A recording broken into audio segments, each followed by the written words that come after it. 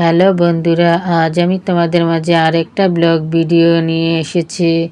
আজকের ব্লগে থাকছে গুড়া মাছের রেসিপি। মাছটার নাম হলো কাসকি মাছ। আমাদের গ্রামে, আমাদের অঞ্চলে এটাকে কাসকি মাছ বলা হয়। অন্যান্য জেলাতে কি বলা হয় আমি জানি না। তো আমি মাছটা আগে থেকে পানিতে ভিজিয়ে রেখেছি। এখন এটা আমি লবণ দিয়ে ধুয়ে নেব।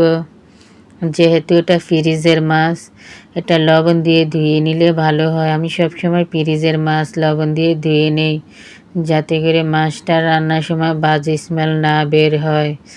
এখন আমার মাছটা ধোয়া শেষ। এখন আমি এটার সাথে বিভিন্ন মশলা অ্যাড করব। এখানে পেঁয়াজ কুচি, রসুন কুচি, কাশ্মীরি লঙ্কা, হলুদ গুঁড়ো, স্বাদ মতো লবণ, জিরের গুঁড়ো, ধনিয়া গুঁড়ো, কাঁচা তেল দিয়ে এখন আমি এটা হাত দিয়ে মেখে নিব। আমি সব সময় গুঁড়া মাছ যদি রান্না করি, আমি গুঁড়া মাছ নিজের হাত দিয়ে মেখে নিই। হাত দিয়ে গুঁড়া মাছটা মেখে রান্না করলে খুবই সুন্দর একটা ঘ্রাণ আসে।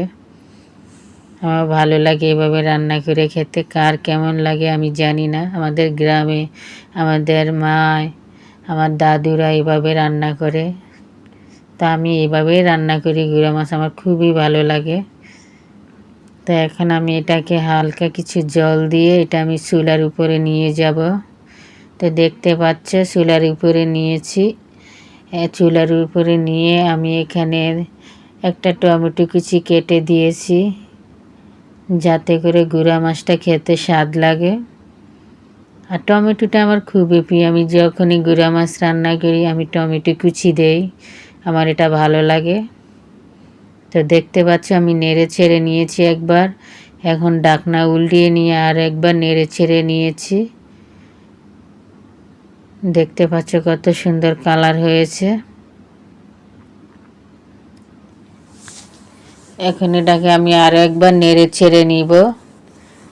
নেড়ে ছেড়ে নিয়ে উপর আমি ঢাকনা দিয়ে দিব। আর ঢাকনার ভিডিওটা আমি করিনি।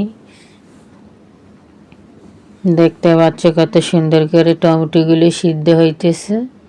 এখন আমি পরিমাণ মতো এখানে জল অ্যাড করেছি।